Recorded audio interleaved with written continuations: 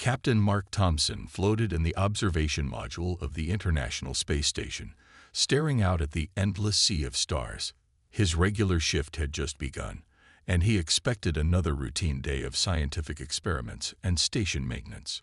The gentle hum of equipment and occasional beep of monitors filled the air around him. The first sign that something was different came as a strange pattern of interference on their communication systems. At first, Thompson thought it was just solar activity causing problems with their equipment.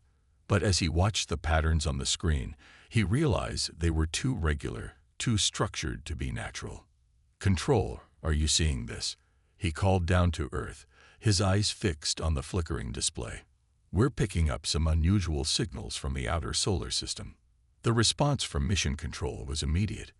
"We see it, Captain. Our analysts are working on it now." What happened next would change human history forever. The interference suddenly cleared, and a message began playing through the station's speakers.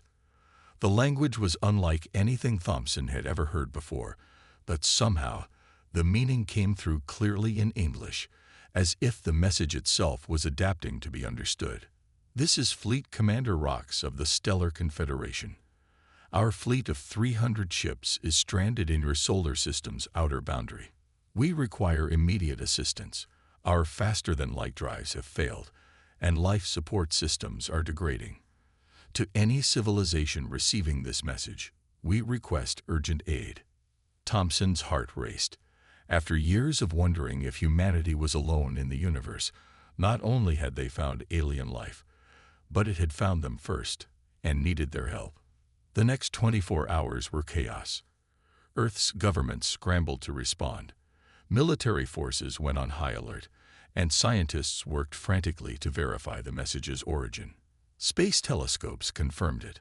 Hundreds of massive ships were drifting in the Oort cloud, their sleek designs unlike anything humans had ever built. When the Stellar Confederation learned that humans were the closest civilization that could help them, their response was less than enthusiastic. "You must be mistaken," a new message came through. "Our scans show your species has barely reached your own moon. You haven't even developed basic faster-than-light technology."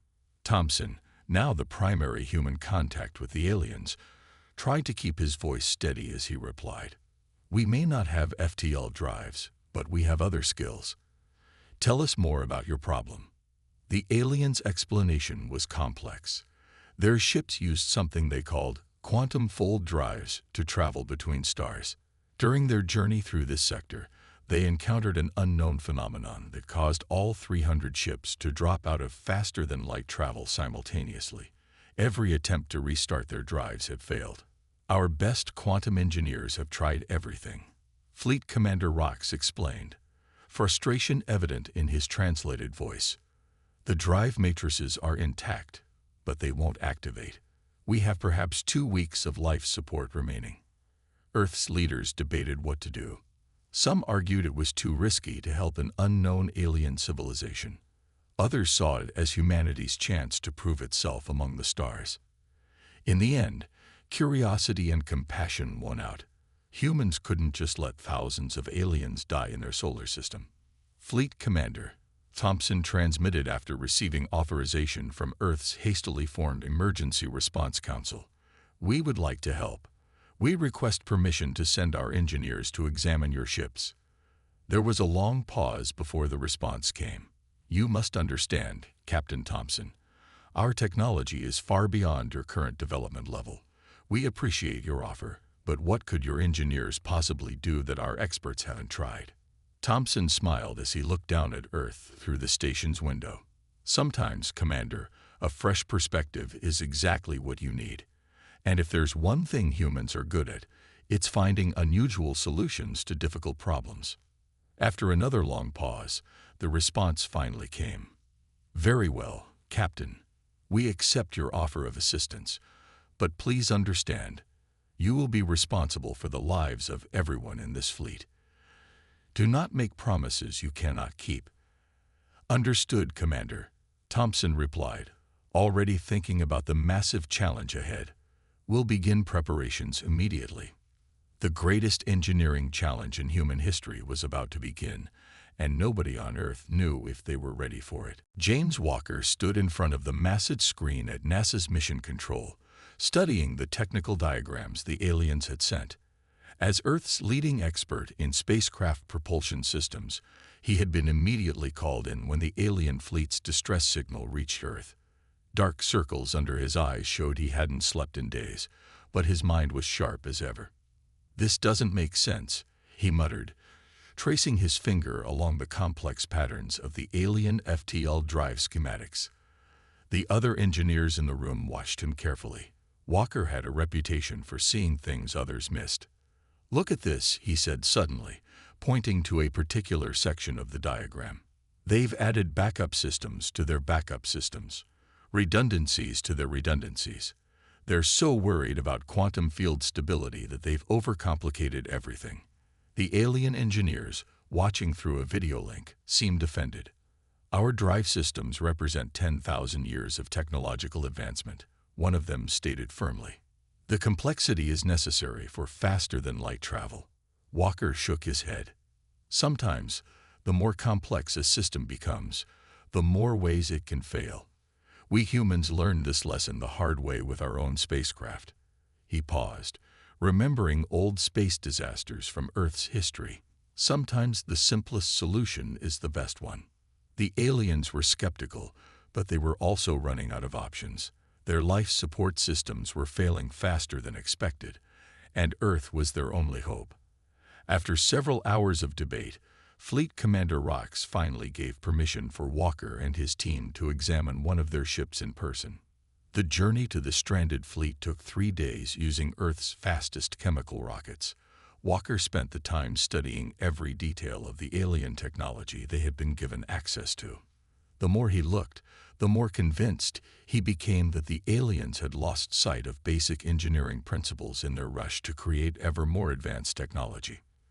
When they finally docked with the alien flagship, Walker's first impression was one of awe. The ship was enormous, easily the size of a small city. The alien crew, tall beings with silvery skin and 4 arms, watched the humans with a mixture of curiosity and doubt as they floated through the ship's corridors in their bulky spacesuits. "Your atmosphere is safe for humans," one of the alien engineers told them through their translators. "You can remove your helmets." Walker and his team did so, taking their first breath of alien air. It smelled slightly metallic but was perfectly breathable. They were led to the ship's engine room, where the massive FTL drive sat silent. The drive itself was beautiful in its complexity. Countless crystalline structures were arranged in perfect geometric patterns, designed to fold space itself. But Walker's attention was drawn to something else: the physical mounting system that held the quantum components in place. "There's your problem," he said after just 30 minutes of examination. The alien engineers looked at him in disbelief. "Impossible," one of them said. "We've checked every quantum circuit, every field generator." "Exactly," Walker replied with a smile. "You checked all the complex parts but missed something simple.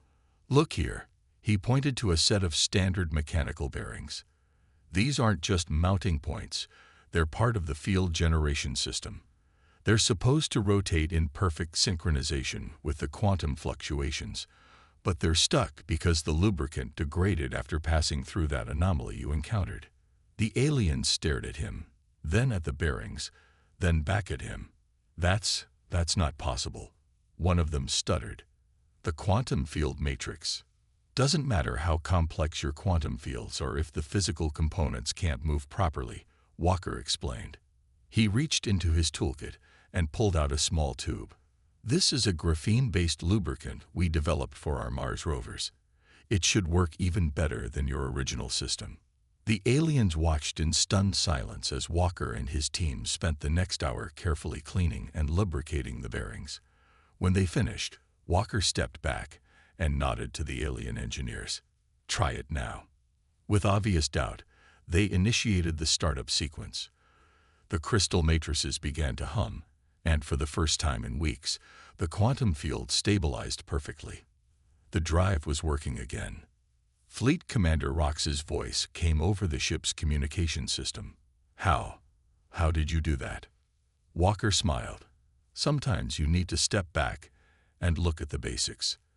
Now we have 299 more ships to fix. We'd better get started. Earth had never seen a space mission like this before. 50 ships launched from various space centers around the world, carrying the best engineers and mechanics humanity had to offer. They looked tiny compared to the massive alien vessels they were heading toward, like rowboats approaching cruise ships. Walker watched from the command ship as the fleet of human vessels spread out across space. Each carried specialized tools and supplies, including thousands of tubes of the graphene lubricant that had solved the first ship's problems. The sight of so many Earth ships flying together filled him with pride, even though he knew they were primitive compared to alien technology. Your vessels seem so fragile, Fleet Commander Rox observed through the communication system. The alien leader had been watching the human fleet's approach with a mixture of concern and curiosity.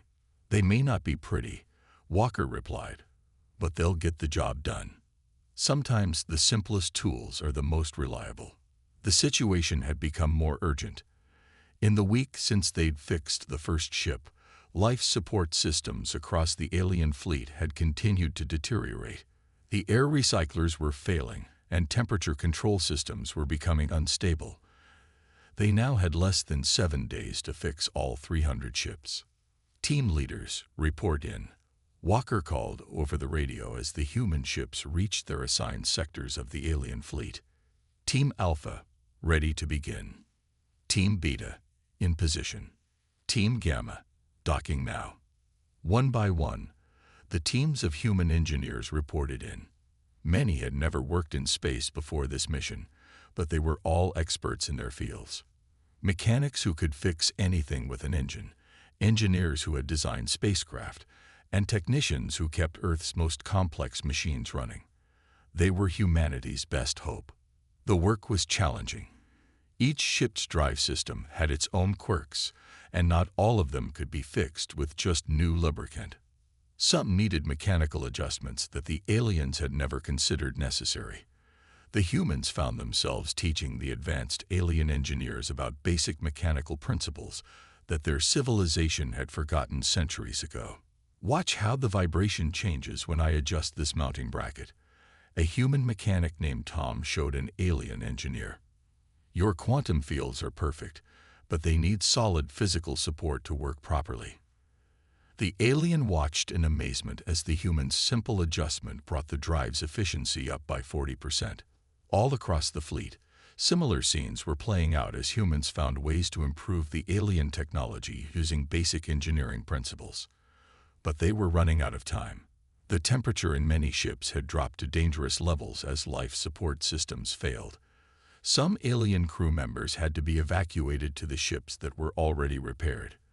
The human teams worked in shifts, catching quick naps in their ships between repairs, but exhaustion was setting in. Walker, Captain Thompson, called from the ISS, which was coordinating the effort. We're getting reports of complete life support failure in Section 7. There are 20 ships there that need immediate attention. Walker looked at his tablet, checking the status of his teams. Everyone was already working at their limit. He made a quick decision. I'm heading there myself, he said, pushing off from the wall and floating toward his ship's airlock.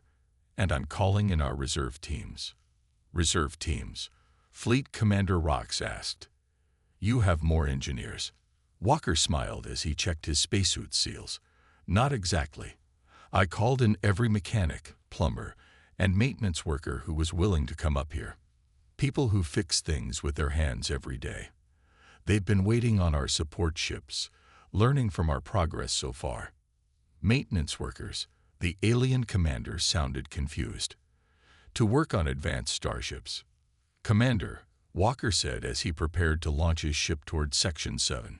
Sometimes the best person to fix something isn't the one who designed it, but the one who knows how things break. And humans have a lot of experience with fixing broken things. As if to prove his point, another report came in. Team Delta, ship number 47, restored to full power. Moving to the next target. They were making progress, But the race against time continued. Walker guided his ship toward the struggling section of the fleet, hoping they could save everyone before it was too late. In the dim light of an alien engine room, Walker wiped sweat from his forehead as he studied the holographic maintenance records floating before him. He had been working for 20 straight hours, and a discovery was beginning to take shape in his tired mind. "Look at these maintenance logs," he called to the alien engineer floating nearby. "Every time your civilization made an improvement to these drives, you added more complexity. But you never removed the old systems." The alien engineer, who had introduced himself as First Technical Officer Wren, moved closer to examine the records. "Of course not. Each layer of improvements made the drives more efficient." Walker shook his head. "But they also made the system more fragile. It's like—" He paused, looking for a simple comparison. "It's like trying to drive a car while also carrying every older version of that car stacked on top of it." Around them, human engineers were working on various parts of the massive engine room. Some were replacing worn mechanical components. Others were adjusting alignment systems that had been ignored for centuries. The sound of tools and quiet conversation filled the space. "Watch this," Walker said. He pulled up the drive's control interface and began shutting down systems. These 20 subsystems were added in the last 1,000 years. They're supposed to make the drive 1% more efficient, but they're drawing power and creating complexity we don't need. Wren's eyes widened as Walker disabled layer after layer of improvements. But those are essential optimizations." "Are they?" Walker asked. He finished his work and stepped back. "Try activating the drive now. Just the core systems." The alien engineer hesitated, then initiated the startup sequence. The drive hummed to life, its crystal matrices glowing with a soft blue light. On the status display, the power readings were actually better than before. "Impossible," Wren whispered. "How?" "Your civilization kept adding features without considering the cost," Walker explained. "Sometimes taking things away is more valuable than adding them. We learned that lesson in software development centuries ago." The discovery spread quickly through the fleet. Human engineers began systematically stripping away unnecessary complexity from the alien drives, returning them to their basic operating principles. Ships that had been struggling to maintain power were suddenly running at peak efficiency. Tom, the mechanic who had been teaching aliens about vibration patterns, called in with exciting news. "Walker, we found something amazing. Once we removed all the extra systems, we discovered these drives can actually repair themselves. They just couldn't do it before because there was too much interference from all the improvements." This revelation changed everything. The aliens had built self-repairing drives, but had accidentally buried this capability under layers of unnecessary technology. It was like finding a simple solution that had been hidden in plain sight for thousands of years. Fleet Commander Orcs called an emergency meeting in the flagship's command center. The room was crowded with both aliens and humans, an unusual sight that was becoming more common. "Your people have done more than just repair our ships," Rox announced, his voice carrying a note of humility that hadn't been there before. "You've shown us that we lost our way in the pursuit of perfection." Walker, fighting exhaustion, stood straighter. "Sometimes the best way forward is to take a step back and remember the basics." "We've already begun implementing your improvements across the fleet," Rox continued. "Ships that were on the verge of complete system failure are now operating at 95% efficiency. And," he paused, seeming almost embarrassed, "we've discovered similar overcomplexity in many of our other systems. We'd be happy to help with those too," Walker offered. "Our teams are getting pretty good at finding simple solutions to complex problems." The alien commander nodded. "We would welcome that. But first, you and your teams need rest. You've been working beyond your species' safe limits." Walker smiled tiredly. "That's another human trait, Commander. We're not very good at giving up, even when we should." Around them, the flagship's systems hummed with a new, cleaner energy. The simplified drives were working better than they had in centuries, proving that sometimes the best solution was the simplest one. Humanity had not only saved the alien fleet, they had helped an advanced civilization rediscover a fundamental truth they had forgotten. Despite their breakthrough with the simplified drive systems, the situation aboard many ships was becoming critical. Life support failures were spreading faster than they could fix them. The race to save the entire fleet had become more urgent than ever. Walker stood in the emergency command center they had set up on the flagship, surrounded by holographic displays showing the status of each ship. Red warning indicators still flashed on more than 100 vessels, showing dangerous conditions for their alien crews. Temperature is dropping below safe levels on ships in Section 3, an alien technician reported. We're losing atmosphere pressure in Section 5. Tom's voice crackled over the radio. Walker, we've got multiple ships about to lose gravity control. If that happens, their internal systems will start breaking down. Walker took a deep breath, studying the displays. They had been working non-stop for days and still had so many ships to fix. Even with their simplified repair approach, they couldn't work fast enough. He needed a new solution. Commander Orcs, he called, turning to the alien leader. We need to try something different. Instead of fixing ships one at a time, we need to move all critical crew to the repaired vessels temporarily. The alien commander's expression showed concern. Abandon our ships. Not abandon, Walker corrected. Evacuate temporarily. We can work faster on the systems if we don't have to worry about life support failing with crew aboard. It was a radical suggestion. The aliens had strong cultural attachments to their ships, many of which had been in service for generations. But with lives at stake, they had no choice. The evacuation order went out across the fleet. Human ships began ferrying alien crew members from failing vessels to those that had been repaired. It was a massive operation, like moving an entire city's population in space. This goes against all our protocols. First Technical Officer Wren commented as he watched the evacuation. Our training says never to leave a ship unmanned. Sometimes protocols need to be broken to save lives, Walker replied. He was already organizing the repair teams into new groups. Tom, take your team to Section 3. Focus on the life support systems first, then work on the drives. Jones, your team has Section 5. The human engineers worked with renewed energy, now free from the pressure of keeping life support running while they made repairs. They moved from ship to ship, stripping away unnecessary systems and restoring basic functionality. In the emptied ships, they made another discovery. Without the constant adjustments the alien crews had been making to maintain their overcomplicated systems, the simplified drives actually worked better. The ship's natural self-repair capabilities had room to function. It's like letting a broken bone heal, Tom explained to a group of alien engineers who had stayed to help. Sometimes you need to stop poking at it and let the natural healing process work. The aliens watched in amazement as ships they had struggled with for weeks began recovering on their own.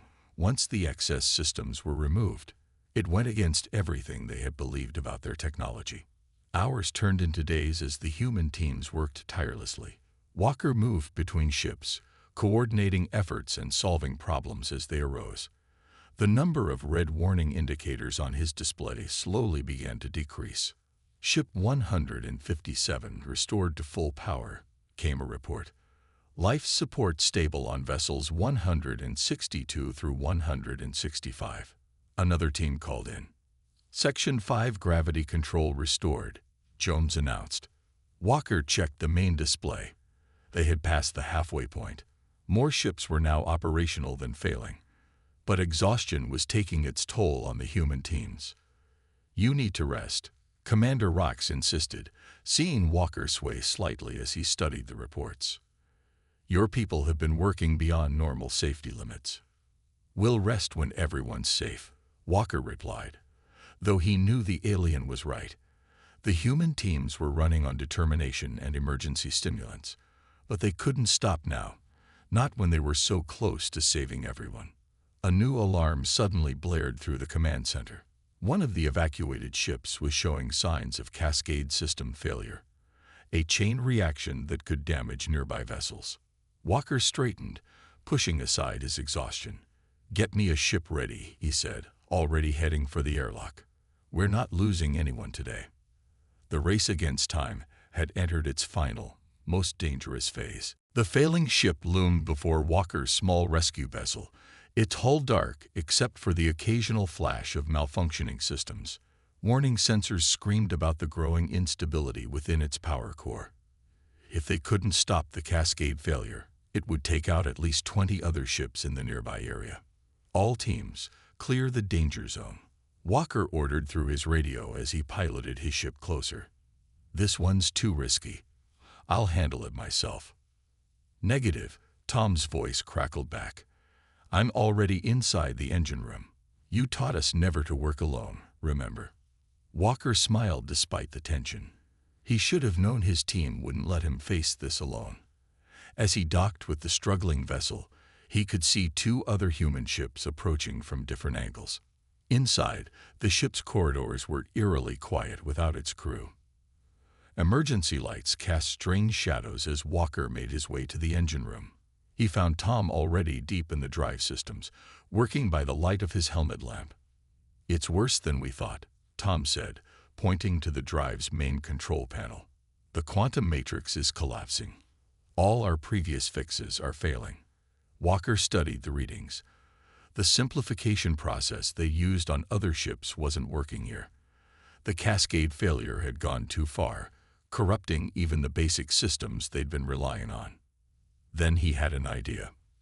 "We've been thinking about this wrong," he said, pulling tools from his belt. "We've been trying to make alien technology simpler. What if we combine it with human technology instead?" Tom looked at him like he was crazy. "Combine their quantum drives with our technology? That's impossible. We're centuries behind them." "Exactly," Walker said, already working. "Their systems are too advanced to handle this kind of failure. But our technology is built to deal with disasters. It's not pretty, but it's sturdy." He began pulling components from his repair kit. Simple mechanical switches, basic circuit breakers, and analog backup systems that human ships still used because of their reliability. As he worked, he explained his plan to Tom and the other engineers who had joined them. "We're going to create a hybrid system," he said. "Their quantum drive will still do the main work, but we'll add human-style safety systems. When something goes wrong, our primitive but reliable technology will take over and prevent a cascade failure." The alien engineers watching through their communication systems were horrified. "You can't mix technologies like that." First Technical Officer Wren protested. "The complexity levels are completely incompatible. Sometimes the best solutions come from unexpected combinations," Walker replied, connecting a simple mechanical switch to an advanced quantum circuit. Like putting bicycle brakes on a starship. As they worked, the ship's warnings grew more intense. The power core was becoming dangerously unstable, but slowly the hybrid system began to take shape. Human mechanical components worked alongside alien quantum technology in ways neither civilization had imagined possible. "Ready for power test," Walker announced after what felt like hours of work. "Everyone clear the engine room except emergency crew." He held his breath as they activated the drive. At first, nothing happened. Then, slowly, the quantum matrices began to glow. The human components clicked and whirred, monitoring and stabilizing the alien technology. Power readings began to stabilize. "It's working," Tom shouted. "The cascade failure is stopping." Walker checked the readings again to be sure. The hybrid system wasn't just working. It was working better than the original. The human components were actually helping the quantum drive operate more efficiently by providing simple, reliable control mechanisms. "Impossible." First Technical Officer Wren whispered through the comm system. "You've created something entirely new." Commander Rox's voice came over the general channel. "Can this hybrid system be adapted for other ships?" Walker looked at his team, seeing the same excitement in their eyes that he felt. "Commander, I think we just invented a whole new way of building starships. One that combines the best of both our technologies." As if to emphasize his point, the hybrid drive hummed with a sound that was neither entirely human nor entirely alien, but something new and powerful. They hadn't just saved a ship. They had opened the door to a technological revolution that would change both civilizations forever. 1 month after the first distress signal reached Earth, the last ship in the alien fleet hummed to life with its new hybrid drive system. Walker stood in the flagship's observation deck with Commander Rox, watching as the massive fleet prepared for departure.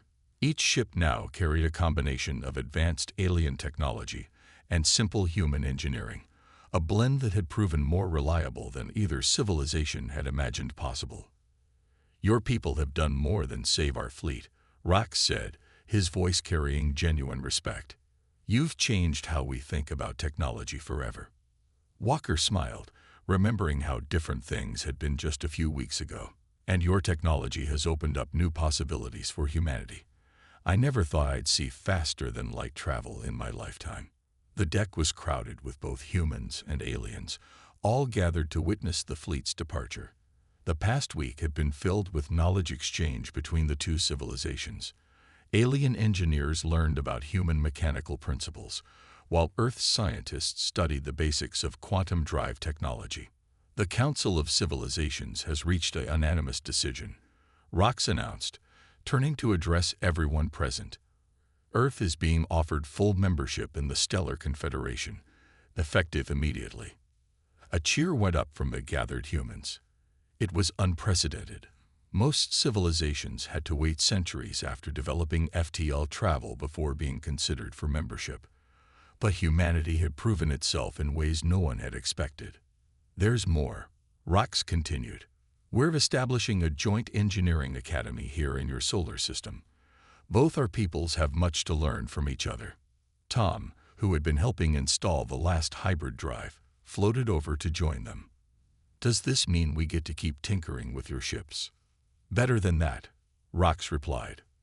"We're already designing new ships together. Vessels that combine quantum technology with human reliability from the ground up.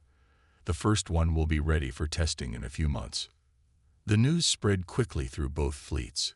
Earth's simple but sturdy engineering principles were being integrated into alien technology across the Confederation. Meanwhile, humanity would gain access to advanced alien science, but with a crucial difference: they would develop it in their own way, maintaining the practical wisdom that had served them so well. "Walker," Captain Thompson's voice came through the communication system from the ISS. "We're picking up transmissions from other alien civilizations. They're all requesting information about our hybrid technology." "Tell them they're welcome to visit Earth," Walker replied. "We'll teach them what we know and learn from them in return." First Technical Officer Wren, who had become one of the strongest supporters of human engineering, approached with a datapad. "The first group of human engineers has been officially certified to work on Confederation vessels. And—" he paused with what Walker had learned was the alien equivalent of a smile. "We've approved the use of your graphene lubricant as standard equipment across the fleet." Walker laughed. The simple lubricant that had started everything was now becoming part of the most advanced ships in the galaxy. It was a perfect symbol of how humanity had found its place among the stars, not by trying to match alien advancement, but by offering something different and valuable. "It's time," Commander Rox announced. The fleet was ready for departure. Walker and his team began making their way to their ships. They would escort the fleet to the edge of the solar system before saying goodbye. As they prepared to leave, Rox had one final message. "When we sent that distress signal, we thought we were calling for help from a primitive civilization," the alien commander said.